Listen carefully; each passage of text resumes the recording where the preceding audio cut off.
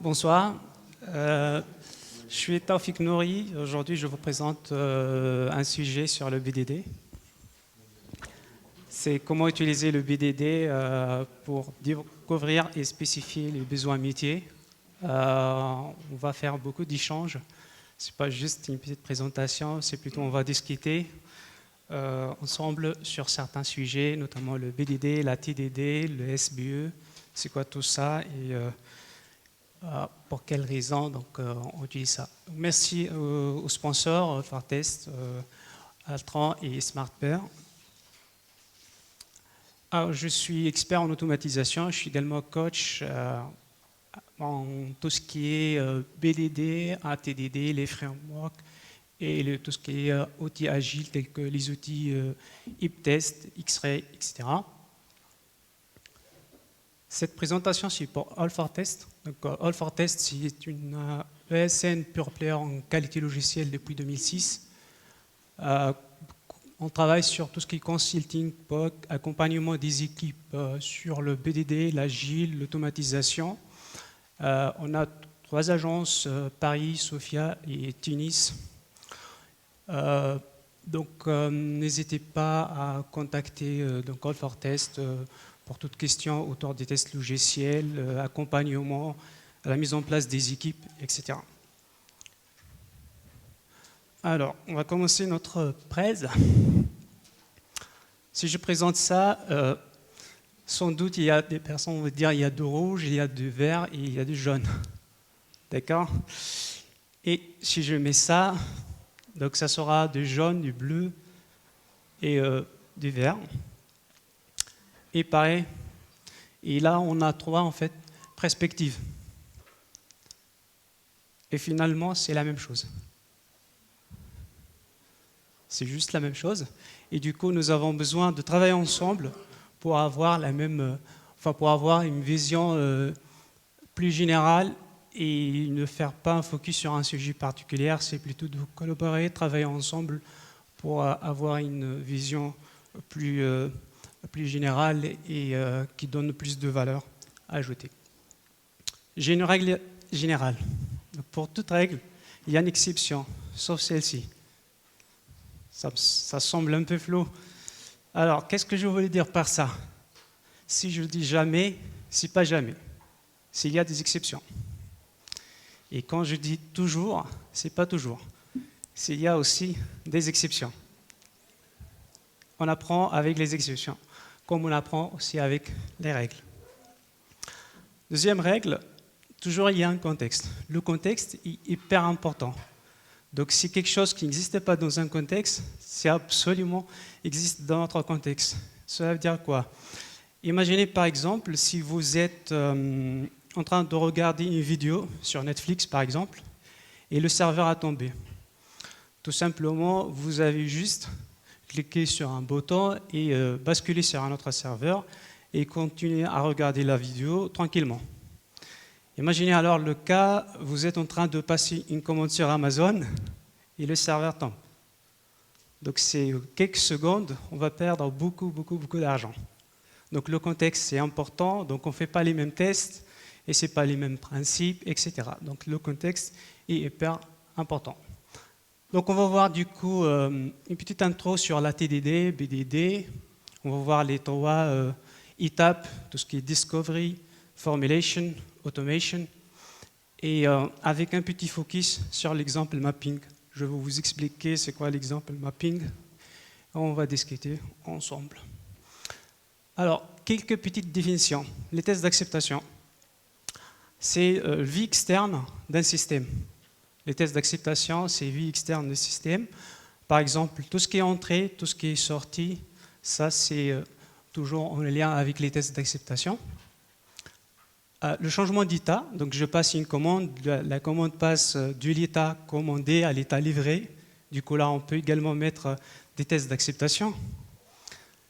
Le système peut communiquer avec d'autres systèmes externes, tels que des web services, des bases de données, d'autres systèmes externes. Toujours avec les définitions, les critères d'acceptation, ce sont les idées générales. Je fais 2 calculs, la somme de 2 entiers doit être correcte. Ça, c'est une idée générale. C'est ce qu'on appelle les critères d'acceptation. Test d'acceptation. Je fais deux calculs, étant donné que j'ai 2, quand j'ajoute 3, la somme est 5. Ça, c'est des tests d'acceptation. C'est les tests qui passent et qui échouent. La triade, ce qu'on appelle les amigos. Les développeurs, les business analysts et le qui ensemble, c'est la qualité logicielle. Alors, une voiture rapide. Ça, c'est qui en veut une? Ah, la bonne personne. Je veux fabriquer une voiture pour vous. Cela va prendre normalement 5 ans de travail, mais j'ai juste quelques minutes, donc je veux simuler. Je vais faire vite. Alors, je vais structurer une équipe de recherche et développement. Je veux faire tout ce qui est approvisionnement, tout ce qui est assemblage mécanique, câblage électrique, certification, etc. Hop, voiture rapide. Vous achetez ça? Yes. Parce que en fait, la vitesse, c'est de 0 à 60 km en 10 minutes. Ça vous va? Ah, c'est pas rapide. Donnez-moi un test. Il faut dire ça avant, en fait, parce que là, j'ai quand même perdu pas mal de temps à fabriquer une voiture et au final, ça ne colle pas avec votre besoin. Du coup, j'ai besoin de tests. Par exemple, de 0 à 60 en combien de secondes? Ah, vous avez beaucoup d'argent, hein? Yes. OK. Je vais encore continuer à travailler. Et voilà, la belle voiture, 0 à 60 en 3 secondes. Ça vous va? Vous achetez ça? Yes, parce que la vitesse maximale, c'est de 60 km.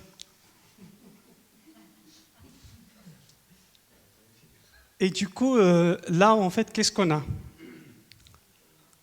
On a un problème d'incompréhension. Les exigences ne sont pas claires. Du coup, on a besoin de discuter en avance, d'échanger, de travailler ensemble afin d'éviter en fait de perdre du temps, etc. Là, j'ai encore un exemple, en fait, spécification pour un vélo. Il y a des pédales, des freins, etc. Est-ce que l'aspect est clair? En gros, normalement, quand même, c'est un peu clair. Ben oui, il y a. Alors ça, c'est l'aspect et ça, la solution. Ça, c'est la solution. Ouais, il y a tout ce qui est déjà mentionné en fait, et ça, c'est la solution, les vrais. Est-ce que ça vous dit quelque chose? Ça, c'est la sonde en fait faite par NASA et Crash 24-9. Exactement. Est-ce que quelqu'un sait c'est quoi le problème et pourquoi tu crachais? Et c'est ça. Exactement. Exactement. Alors, ça c'est le Crash Report. On a deux équipes, une équipe à Colorado, une équipe à Californie, une équipe qui utilise en fait le système anglo-saxon, une équipe qui utilise le système international. Et du coup, crash de la sonde sur la sonde est faite par NASA en fait. Là, c'est pas une petite application informatique. Le processus de développement traditionnel, exigence, analyse, design, code, test, c'est le fameux pipeline. Et mise en prod. Comment vous trouvez ce pipeline? C'est agile, là c'est utilisé par les équipes agiles. Ouais. Hop. La fameuse étape, on a des problèmes. Qu'est-ce qu'il faut faire? Back. Retour au code, design, analyse. Donc le développeur, il analyse, ben non, c'est un problème de design. Design, non, c'est un problème de spécification, etc. Et du coup, on est en train de refaire les choses, perdre le temps, etc. Du coup, des exigences non claires, des feedbacks très lents. Ça, c'est le feedback volé et le feedback réel, avec ce pipeline qui est généralement très utilisé. Par contre, ce qu'on a besoin, des feedbacks rapides pour limiter un peu le coût. Le BDD, c'est ce qu'on appelle le Behavior Driven Development. C'est une pratique de collaboration, c'est une méthode.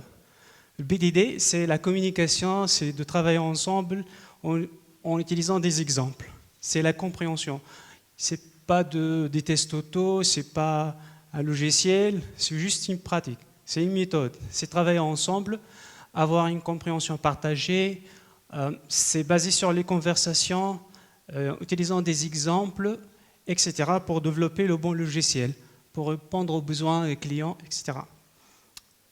Donc, conversation, exemple, compréhension partagée. Ça, c'est le plus important. C'est que les membres de l'équipe Dev, PO, QA, etc., ils ont la même compréhension et qu'ils avancent dans le bon sens. Quand on parle de BDD, on parle en fait de 3 pratiques et 3 livrables.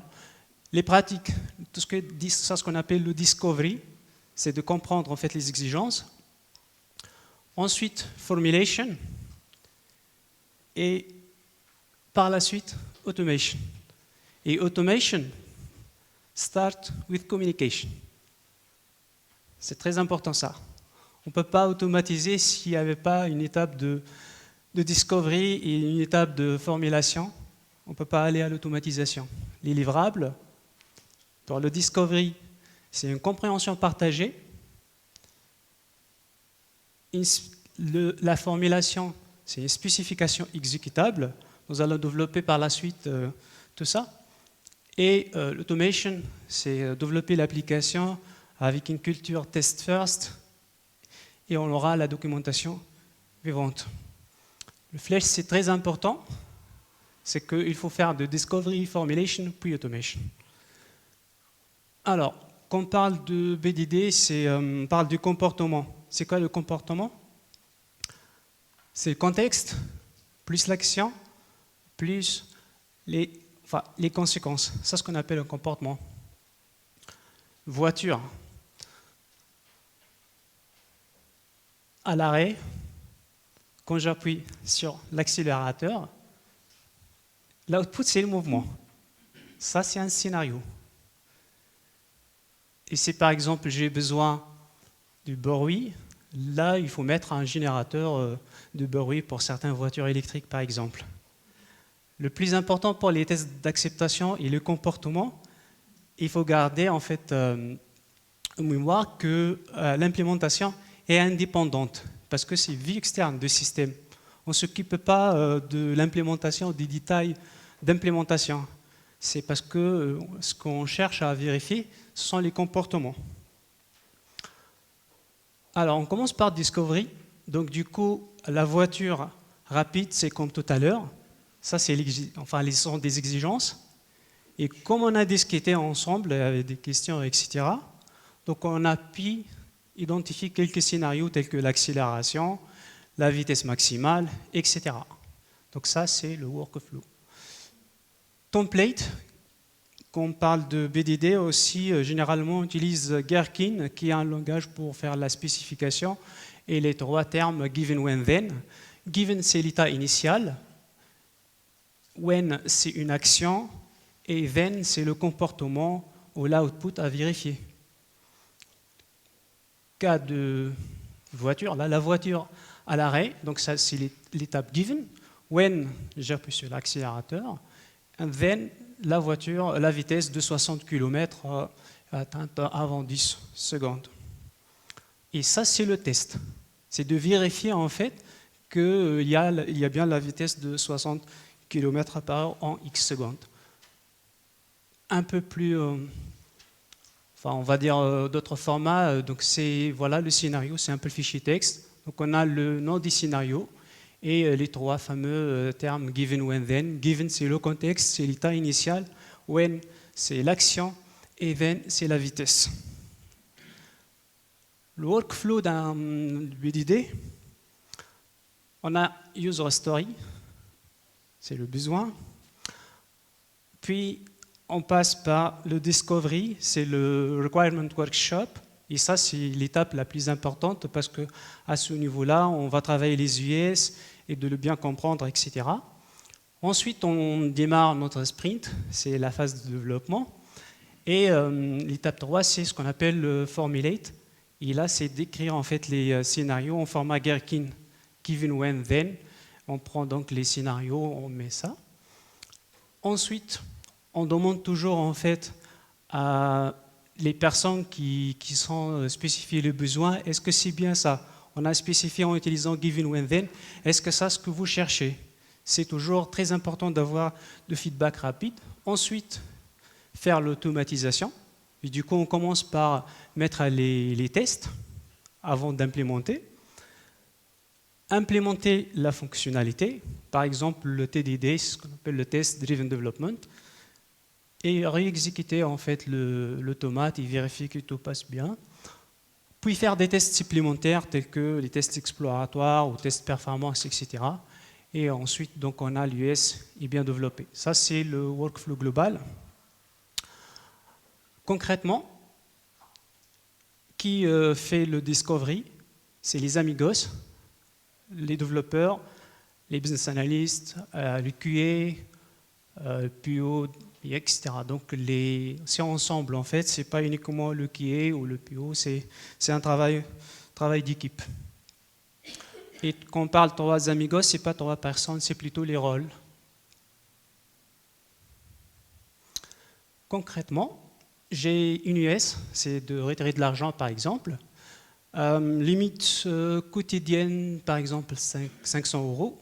Je prends un exemple. Si limite est 500 euros et j'ai déjà retiré 250 euros le 17 octobre, et puis je refais une autre opération de 250 euros. Donc là, normalement, le distributeur automatique il va accepter. Deuxième cas, j'ai 500 comme limite, donc j'ai déjà fait 250, puis je fais 251. Il va refuser. Ça semble très clair. Et hop. Et si on fait ça? On a limite 500, donc j'ai déjà fait une opération de 250 euros à 23,59. Et puis, je refais une autre opération de 251 le 18 octobre, 00 heure et 01 minute. Est-ce que c'est accepté ou refusé? Bah, du coup, qui est OK? Autorisé? OK. Et qui... le reste? Bon.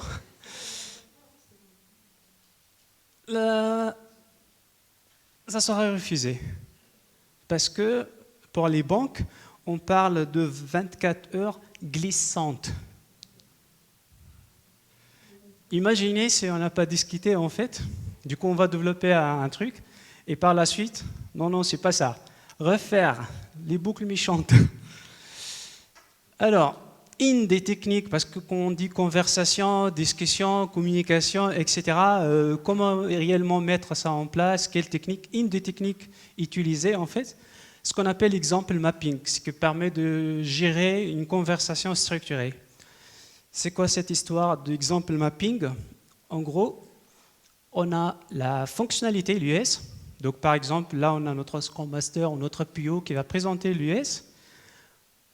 Ensuite, on va présenter les règles métiers, ce qu'on appelle les business rules. Et pour chaque règle, il y aura des exemples. Et on rajoute des exemples jusqu'à toute l'équipe, ils ont dit, bon, c'est bon, là, tout est clair. Donc, c'est ça l'enjeu, en fait, et refaire ça pour chaque règle métier.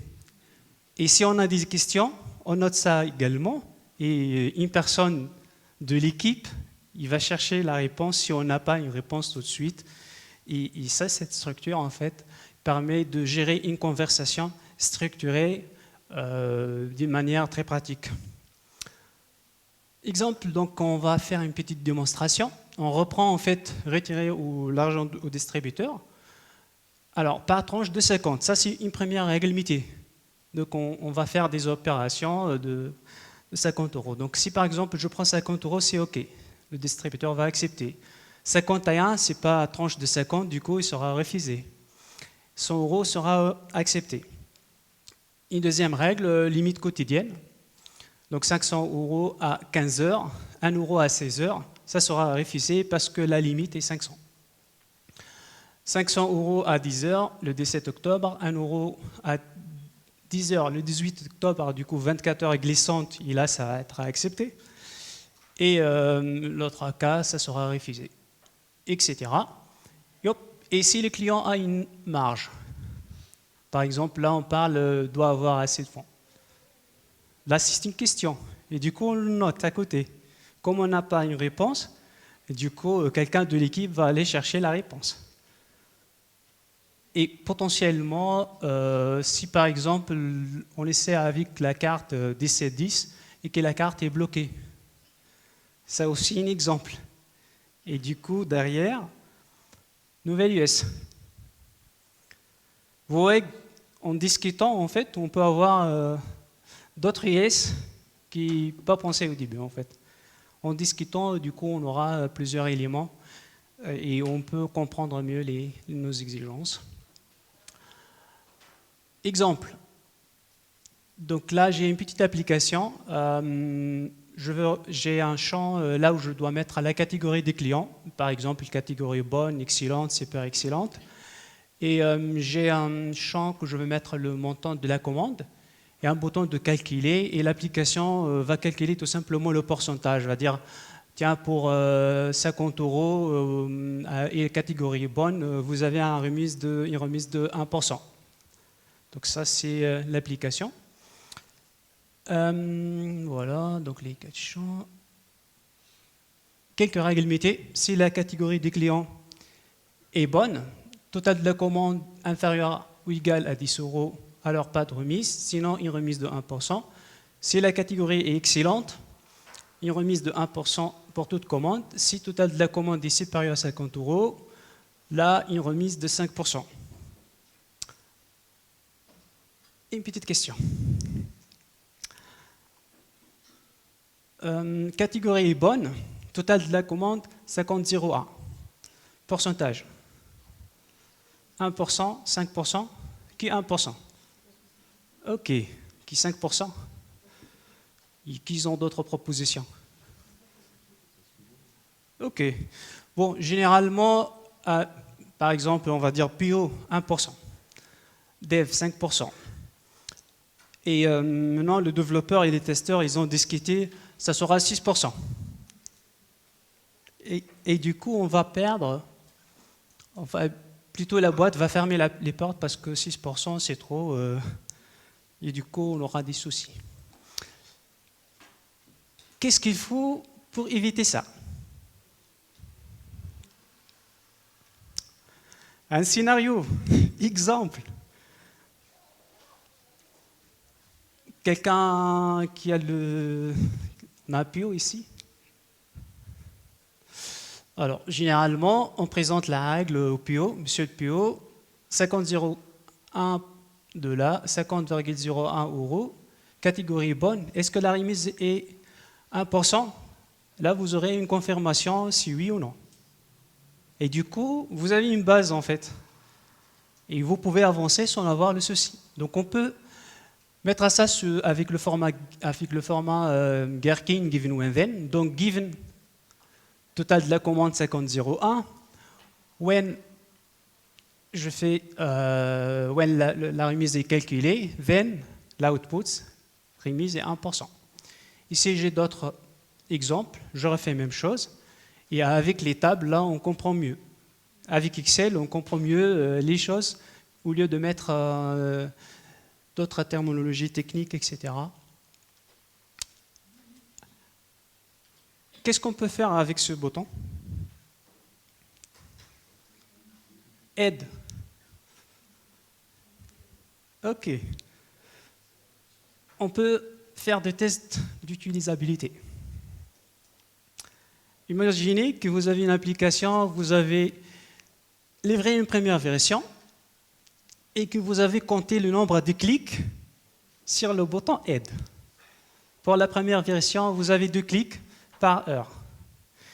Vous avancez, vous avez livré une deuxième version et là vous avez 5 clics sur le bouton Aide. Il faut revoir le design, expérience utilisateur. Et là, on a livré la troisième et on a 20 clics. Exactement. Donc même le bouton, là, on peut faire aussi des choses. On passe à la deuxième étape du BDD. On a dit que le BDD, 3 étapes. Discovery, c'est de discuter. Formulation, c'est utiliser le given when then, spécifier de la même manière. Et automation par la suite.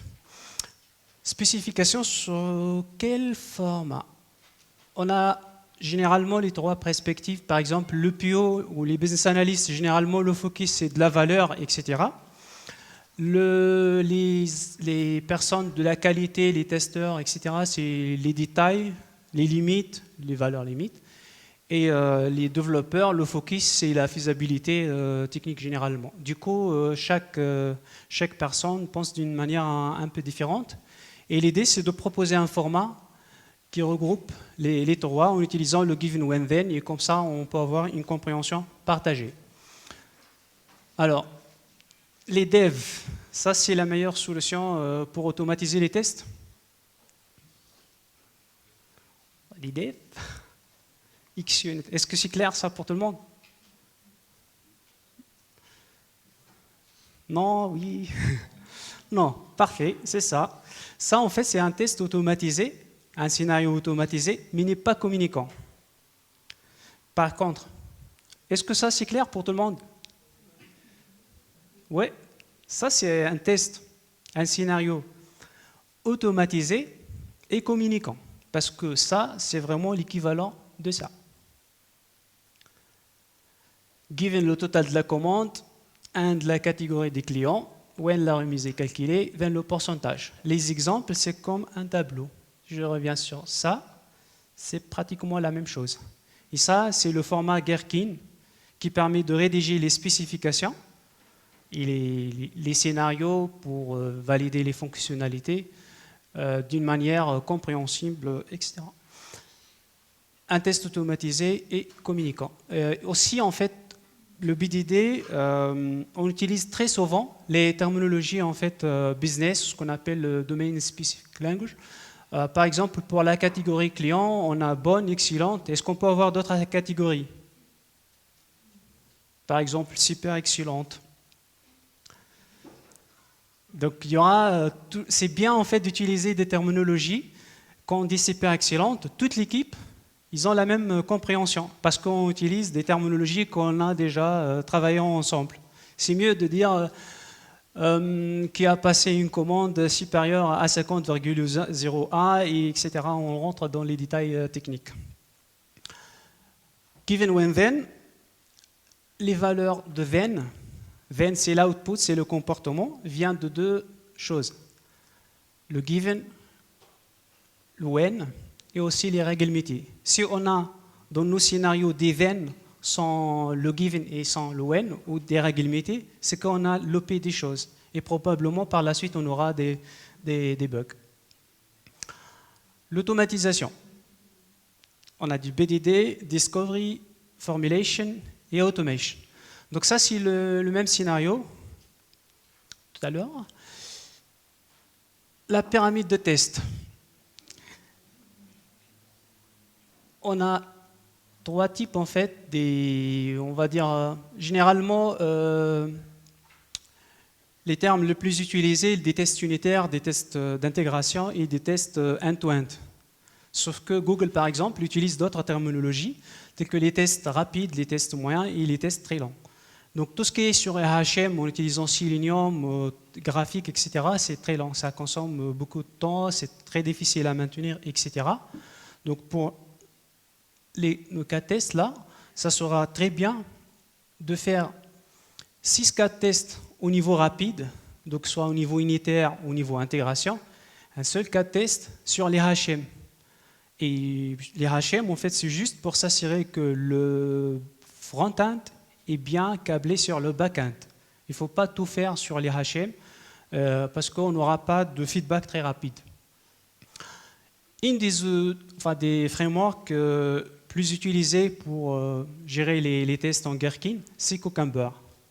Il y a également SpecFlow et d'autres outils. Donc, comment fonctionne Cucumber? Donc, Cucumber, il va regarder, en fait, il va prendre le fichier Gherkin. Là, on a utilisé le given when then. Et par la suite, il va exécuter ce qu'on appelle les step definitions. Et les step definitions, c'est eux qui vont exécuter le code de production. Le code de production, en fait, c'est l'application qu'on va tester. Donc, on va voir l'exemple. Ce sera plus simple. Par exemple, pour notre scénario, on a given le total de la commande est total. Donc ça, c'est la spécification. Et derrière, il y a la partie automatisation. Et là, par exemple, l'exemple en JavaScript, given le total de la commande, etc. Et puis, l'appel donc de code de production ou l'application qu'on va tester, c'est Cucumber en fait qui appelle le code de production pour lancer les tests. Et on aura le report. Et ce type de reporting, c'est compréhensible par toute l'équipe, pas uniquement les développeurs. C'est une documentation que tout le monde peut comprendre, enfin toute l'équipe, parce que on utilise là le given when then et que c'est déjà compréhensible et qu'on a rédigé ensemble, le PO, le dev et les testeurs. Donc c'est pas un framework comme les tests unitaires, etc. Des outils pour faire pour gérer en fait tout ce qui est Gherkin. On a SpecFlow si on fait du développement en .NET. Il y a Cucumber pour Java, JavaScript. Et on a des plateformes comme HipTest qui permet d'utiliser une plateforme web pour rédiger les spécifications directement sur HipTest et par la suite générer donc les scripts d'automatisation. FitFitness, mais ça c'est un peu moins utilisé. Donc le pipeline avec la TDD et BDD. ATDD, c'est les tests d'acceptation. Et le BDD, c'est le développement piloté par les comportements. Donc le pipeline, on a les exigences, analyse avec les tests. Et là, on parle de shift left testing. Ici, fait par les développeurs, business analysts et les testeurs ensemble pour avoir une compréhension partagée. Ensuite, design avec test, puis code avec test en utilisant le TDD par exemple. Faire des tests supplémentaires tels que des tests exploratoires et par la suite déployer. Et avec ce pipeline, donc on aura moins de soucis parce qu'à chaque étape, on fait des tests. On n'attend pas la livraison et on fait des tests juste en fin de pipeline, c'est plutôt à chaque étape, on fait les tests. C'est très important aussi de respecter l'ordre. Les amigos, pour une collaboration plus efficace. Voilà, donc merci. Et si vous avez des questions. Bon, moi en fait, selon votre expérience, les clients que vous avez vus, est-ce qu'ils adhèrent à la méthode? Parce que souvent les gens confondent BDD, TDD, test unitaire, test d'intégration. Alors, quel est votre ressenti? Justement, en fait, il y a toujours ce problème que quand on parle de l'automatisation, on parle de BDD, les gens pensent directement c'est de l'automatisation, mais plutôt c'est de la collaboration, c'est de travailler ensemble. Donc moi, j'ai commencé à travailler, ça fait des mois avec des équipes, franchement, qui ont les mêmes soucis. Et la première étape, c'est tout ce qui est sensibilisation pour expliquer le process. Et pour expliquer que le fait qu'on travaille ensemble et de bien travailler les exigences, ça a permis de réduire énormément en fait, les bugs et de faire des pipelines plus efficaces et toujours en respectant la pyramide de test. Et déjà, ça, c'est des choses qu'on a commencé par des sessions de sensibilisation, d'expliquer les choses, etc.